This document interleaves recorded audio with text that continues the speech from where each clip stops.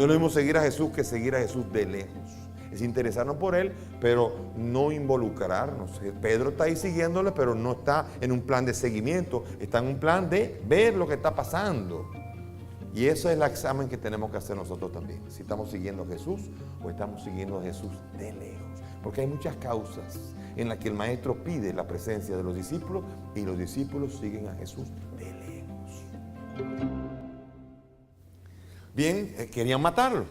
El problema es que para condenar a muerte a alguien, Deuteronomio 17:6, solamente se puede condenar cuando hay 2 o más testigos. Vamos a buscarlo. Y comenzaron a buscar testigos. Y buscaron el primero, varios de ellos que dijeron, no, este hombre quiso destruir el templo. No, pero no coincidían. ¿Saben por qué? Porque siempre separaban a los testigos. Como pasó en el testimonio de Daniel 13. No sé si han visto el juicio de Susana. Cuando quisieron acusarlo, separaron. ¿Y bajo cuál árbol viste tú eso? Entonces, como tiraron otro árbol, se condenaron ellos, porque el testimonio debía coincidir.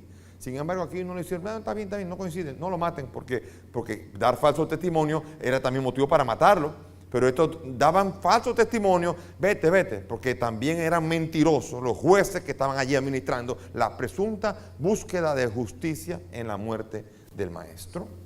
Entonces, en 3 días edificaré un templo no hecho por hombres. Aquí los testigos no entienden la revelación que está aquí y siguen levantándose. Versículo 60 dice: entonces se levantó el sumo sacerdote y poniéndose en medio preguntó a Jesús, ¿no respondes nada? ¿Qué es lo que estos atestiguan contra ti? Pero él seguía callado y no respondía nada. El sumo sacerdote le preguntó, ¿eres tú el Cristo, el Hijo del bendito? Y dijo Jesús, sí, yo soy. Y verán al Hijo del Hombre sentado a la diestra del poder y venir entre las nubes del cielo. Ahí, papá, lo dijo, como dicen, ahí lo dijo. Se levanta el sumo sacerdote, si es silencio, se han acusado, tiene derecho a... No habló nada. ¿Qué pasa? Que te están acusando y no dices nada. Él está estimulando porque no puede haber acusación sin que se defienda. Y el Jesús, que sabe esto, no habla. Ante la mentira, no habla. Ojalá aprendiéramos a hacer eso.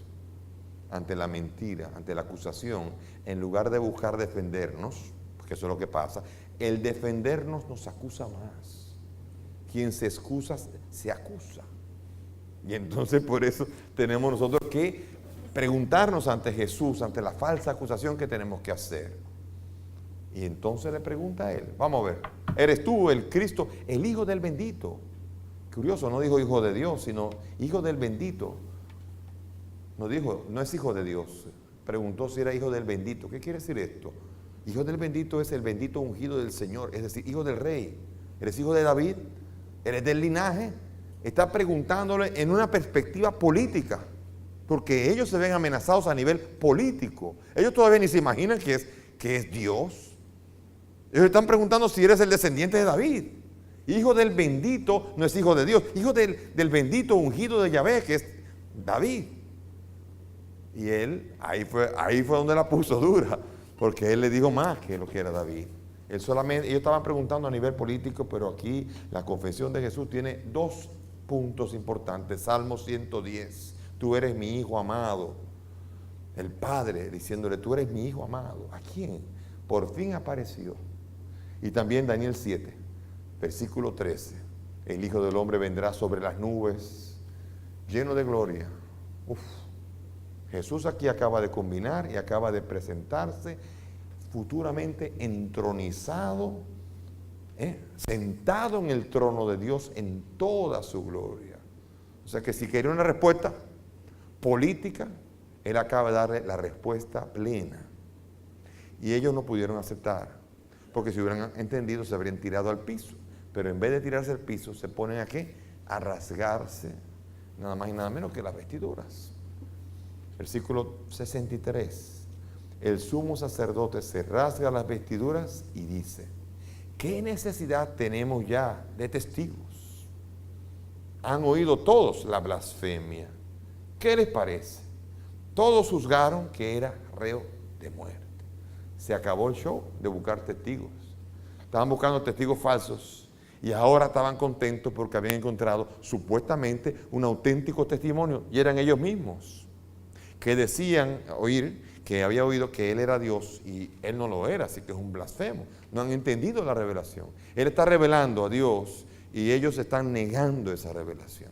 Se están cerrando a lo que Jesús ha anunciado. ¿Cuántas veces nosotros también nos cerramos a cualquier cosa que nos digan? Y llamamos malo a lo bueno, bueno a lo malo, llamamos falso a lo que no es falso. Y aquí nosotros a veces podemos estar ciegos también. Aquí ellos están ciegos. Rasga las vestiduras, signo de haber oído una blasfemia. Segunda de Reyes 18:37, Segunda de Reyes 19:1, etcétera, etcétera. Cuando se oye una blasfemia, hay que rasgarse la vestidura como signo de asco, de rechazo. Cuando se hace una blasfemia, es un signo de decir, me desentiendo completamente de lo que acaba de decir. Cuando alguien confería una blasfemia, ya tiene testigos, ya todo está armado. Claro, se rasgó las vestiduras no sacerdotales, porque no lleva las vestiduras sacerdotales. Esa está prohibido rasgarse. Pero se rasgó las vestiduras de su piel, de sus vestiduras que lleva en ese momento. Porque las vestiduras del sacerdote solamente se rasgarán en un momento determinado. ¿Cuándo? El templo.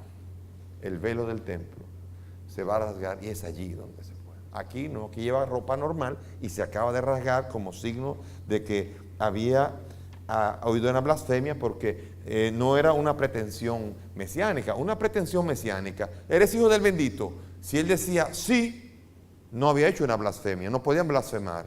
Habrían dicho, este se cree que es hijo de David.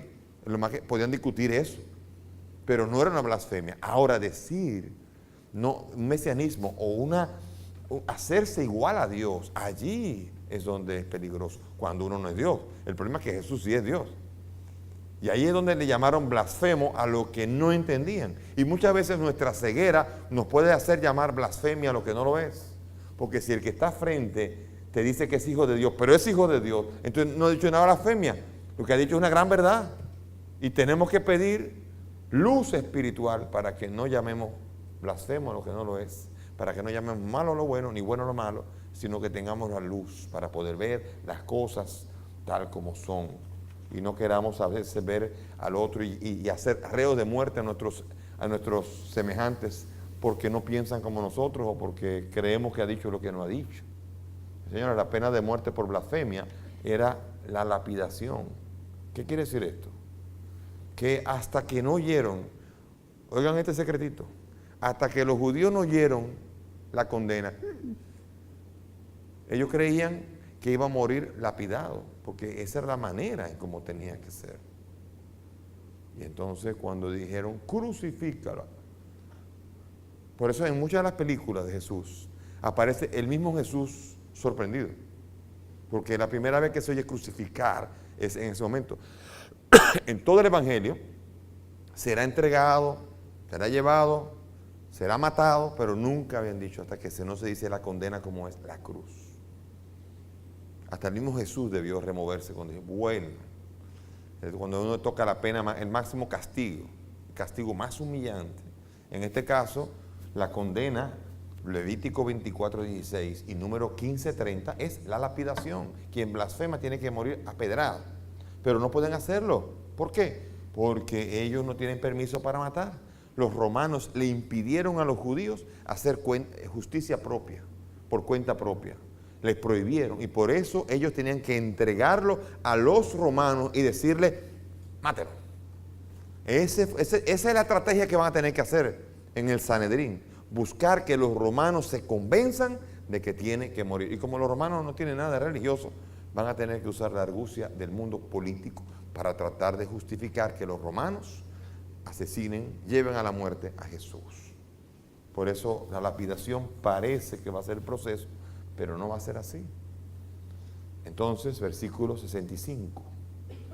Algunos se pusieron a escupirle, le cubrían la cara, le cubrían la cara y le daban bofetadas mientras decían, adivina. Y los criados le recibieron a golpes. Quizá uno se imaginan en la pasión, se imagina momentitos nada más. Uy, golpe, no sé qué, que si la cruz, que si la corona. Pero fue un proceso de humillación. Todo el momento en que Jesús estuvo preso, fue humillado, fue sometido al escarnio. Fíjense aquí cómo le daban bofetadas. Le cubrían la cara y decían, adivina quién te da. Eso era un juego que se hacía. Vaya jueguito.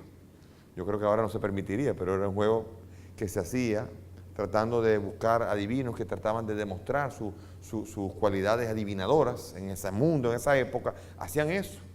Y era como un reto.